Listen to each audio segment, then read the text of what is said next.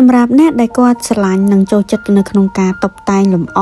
ក៏ដូចជាធ្វើកាដូជូនអ្នកជាទីស្រឡាញ់ដោយផ្ទាល់ដៃហើយអ្នកខ្លះទៀតគឺគាត់ស្រឡាញ់វិស័យក្នុងការរៀបចំជាបាច់ផ្កាកន្ត្រកផ្កាឬក៏ប្រអប់ផ្កាចង់រៀនដែរប៉ុន្តែអត់មានពេលវេលាគ្រប់គ្រាន់ទៅក្នុងការរៀនក៏ដូចជាអត់ចង់ចំណាយច្រើននៅក្នុងការសិក្សាឥឡូវនេះអ្នកទាំងអស់គ្នាអាចចូលរួមជាមួយនឹង workshop របស់ហាងផ្កាមនីវិភាបានភាគច្រើន workshop របស់គាត់គឺធ្វើរយៈពេលខ្លីឯងហើយធ្វើនៅក្នុងចុងសប្តាហ៍ទៀតអញ្ចឹងអត់ប៉ះពាល់ដល់ពេលវេលាធ្វើការរបស់អ្នកទាំងអស់គ្នាទេហើយឆាប់ៗនេះគាត់ក៏មានបើក workshop នៅថ្ងៃទី31ខែឧសភាដែរ workshop នេះគឺចំណាយពេលពីម៉ោង2រហូតដល់ម៉ោង5ល្ងាចតែប៉ុណ្ណោះទីតាំងដែលត្រូវរៀននោះគឺរៀននៅហាងផ្កាតែម្ដងហើយតម្លៃគឺតែ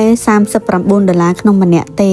តម្លៃនេះគឺបូករួមជាមួយនឹងសម្ភារៈនិងផ្កាផងដែរពេលដែលអ្នកទាំងអស់គ្នារៀនហើយគឺអាចទទួលបានផ្កាមួយបាច់ឬក៏មួយថូគឺជាផ្កាដែលអ្នកទាំងអស់គ្នារៀបចំដោយផ្ទាល់ដៃត្រឡប់ទៅផ្ទះវិញអញ្ចឹងហើយចុងសប្តាហ៍អ្នកអាចចំណាយពេលធំតែមួយកណាត់ថ្ងៃមករៀនជាមួយនឹង workshop ខ្លីៗរបស់គាត់បានតម្លៃសមរម្យហើយក៏មានអ្នកជំនាញនៅក្នុងការបង្ហាត់បង្រៀនយើងផងដែរដូចដែលអ្នកទាំងអស់គ្នាបានឃើញអញ្ចឹងផ្កាមួយថូដែលខ្ញុំកាន់ថតនេះគឺជាផ្កាដែលខ្ញុំធ្វើដោយផ្ទាល់ដៃតែម្ដងបើសិនជាអ្នកទាំងអស់គ្នាចាប់អារម្មណ៍ជាមួយនឹងវគ្គ workshop របស់គាត់នេះអាចតាក់ទងជាមួយនឹងខាង page ផ្ទាល់បានឬថាគាត់ទទួលមក workshop នោះតែ5នាក់ឯណា